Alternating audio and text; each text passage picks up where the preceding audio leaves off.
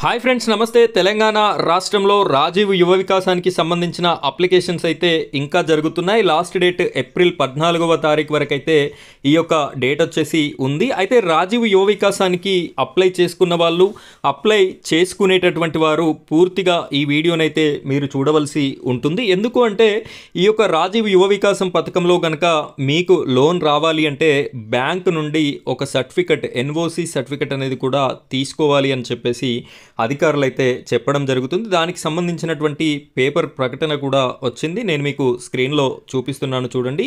ఈ విధంగా పేపర్ ప్రకటన కూడా ఇవ్వడం అయితే జరిగింది.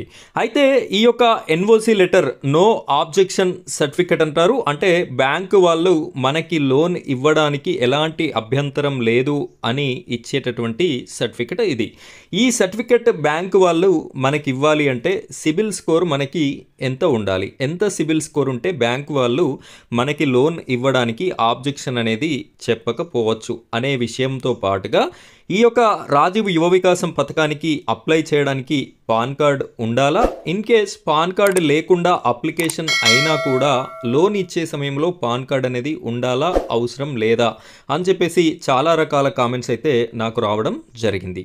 సో దీనికి సంబంధించినటువంటి పూర్తి క్లారిఫికేషన్ అయితే నేను మీకు ఇవ్వడం జరుగుతుంది.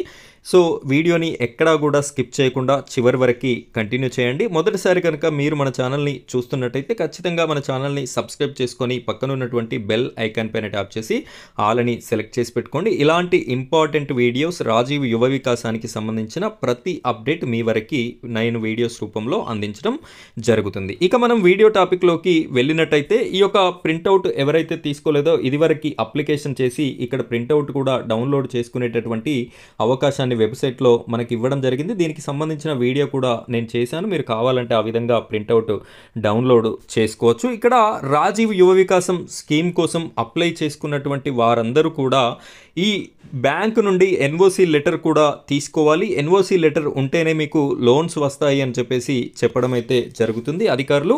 అయితే ఈ ఎన్ఓసి లెటర్ బ్యాంకు వాళ్ళు ఇవ్వాలి అంటే గుడ్ సిబిల్ స్కోర్ అనేది ఉంటేనే మనకి ఎన్ఓసి లెటర్ అనేది ఇచ్చేటటువంటి అవకాశం ఉంది. ఈ గుడ్ సిబిల్ స్కోర్ ఎంత అంటే 750 పైన ఉన్నట్టయితేనే సిబిల్ స్కోర్ అనేది గుడ్ అవుతుంది. ఇక 750 కంటే తక్కువ ఉన్నట్టయితే అది సిబిల్ స్కోర్ అనేది సరిగ్గా ఉండదు, కాబట్టి వారికి ఎన్ఓసి అనేది ఇచ్చేటటువంటి అవకాశం అయితే ఉండదు. మరి రాష్ట్ర ప్రభుత్వం నిన్నటి రోజున ఏమని చెప్పింది అంటే ఈ యొక్క లోన్లకి పూచీకత్తుగా మేమే ఉంటున్నాం కాబట్టి సిబిల్ స్కోర్ తక్కువ ఉన్నా కూడా మీరు ఎన్ఓసి ఇవ్వండి అని చెప్పేసి చెప్పడం అయితే జరిగింది. బ్యాంకు వాళ్ళు దాన్ని పరిగణలోకి తీసుకుంటారా తీసుకోరా అనే విషయాన్ని ఒకసారి చూసినట్టయితే ఇక్కడ ఏ విషయంలో తీసుకునేటటువంటి అవకాశం ఉంది అంటే ఇదివరకు లోన్లు తీసుకోకుండా కూడా కొంతమంది సిబిల్ స్కోర్ అనేది 750కి బిలో ఉంటుంది. వాళ్ళది మాత్రమే పరిగణలోకి తీసుకొని వాళ్ళకి మాత్రమే ఎన్ఓసి లెటర్ అనేది ఇచ్చేటటువంటి అవకాశం ఉంది. ఎవరైతే లోన్స్ తీసుకొని లోన్స్ సరిగ్గా రీపేమెంట్ చేయని వాళ్ళ సిబిల్ స్కోర్ తగ్గుతుందో, వాళ్ళది 750 కంటే తక్కువగా ఉంటుందో వారికైతే ఈ ఎన్ఓసి అనేది వచ్చేటటువంటి అవకాశం అయితే మనకి కనిపించడం లేదు. ఇది ఫస్ట్ డౌట్. దీనికి సంబంధించి క్లియర్, ఈ సిబిల్ స్కోర్కి సంబంధించినటువంటి డౌట్. దీని మీద ప్రభుత్వం నుండి ఇంకేమైనా అప్డేట్ ఉన్నా కూడా నేను మీకు వీడియో అనేది చేసి పెట్టడం జరుగుతుంది. మన ఛానల్ని సబ్స్క్రైబ్ చేసుకొని సపోర్ట్ చేయండి. ఇక రెండవ డౌట్ వచ్చేసి పాన్ కార్డ్. పాన్ కార్డ్ అనేది ఉండాలా అవసరం లేదా అని చెప్పేసి అడుగుతున్నారు. పాన్ కార్డ్ అనేది అప్లికేషన్ చేయడానికైతే అవసరం లేదు. అక్కడ మనకి క్లియర్గా మెన్షన్ చేయడం జరిగింది. పాన్ కార్డ్ అనేది కేవలం ఆప్షనల్ మాత్రమే. పాన్ కార్డ్ నెంబర్ కానీ పాన్ కార్డు ఫోటో అప్లోడ్ చేయమని అడుగుతుంది. అక్కడ రెడ్ మార్క్, ఎలాంటి రెడ్ మార్క్ కూడా లేదు. కేవలం మనకి అది ఆప్షనల్గా మాత్రమే ఇవ్వడం జరిగింది. సో అది మీరు ఇవ్వకపోయినా కూడా సరిపోతుంది, అప్లికేషన్ అనేది సక్సెస్ అవుతుంది.